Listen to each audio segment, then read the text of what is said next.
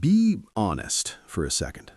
Have you ever opened your banking app, held your breath, and then thought, oh, I'm not panicking today?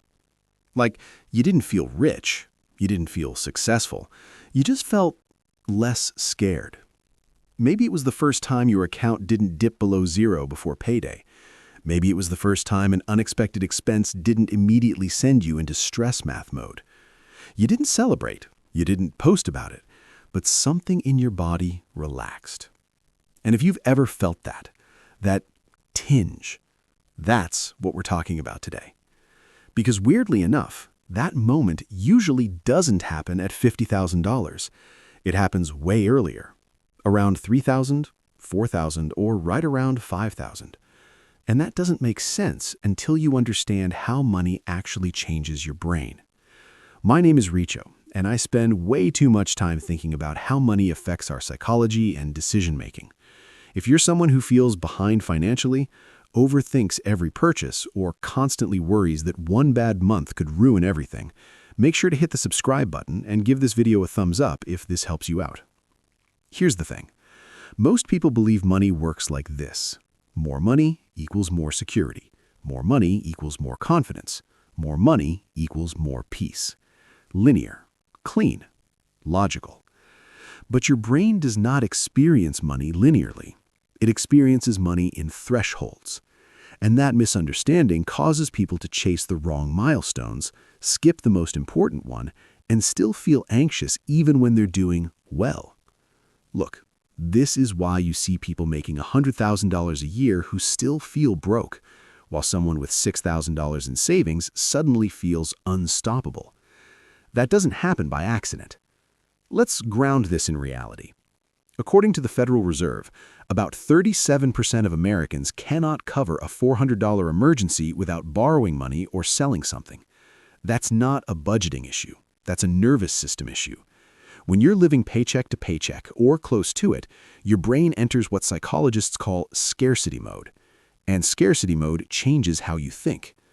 Research from Princeton showed that financial stress can reduce cognitive performance by up to 13 IQ points. That's the equivalent of losing a full night's sleep every single day. So if you've ever wondered, why do I keep making dumb financial decisions? Why can't I think long term? Why does everything feel so fragile? It's not because you're irresponsible. Your brain thinks you're under threat. This is where it gets really interesting. At around $5,000 in liquid savings, not invested, not locked away, not theoretical, something shifts.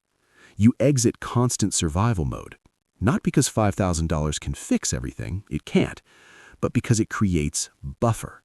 And buffer is everything. Suddenly, a flat tire is annoying, not catastrophic. A medical bill is stressful, not paralyzing. A bad month doesn't feel like the end.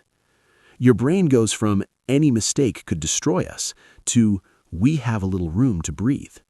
And that single shift changes everything. Let's do some real math.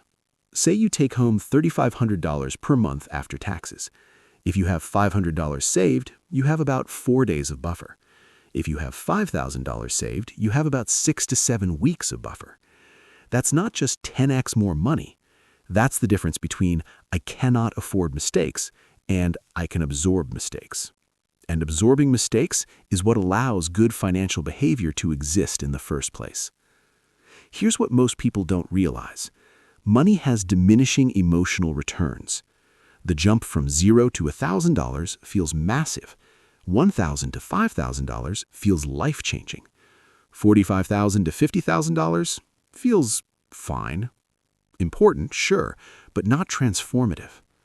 Economists call this diminishing marginal utility, but psychologically, it's about what the money protects you from. Your first $5,000 protects you from fear. Your next $45,000 mostly protects you from inconvenience. Now look, this isn't really about the cash. It's about identity.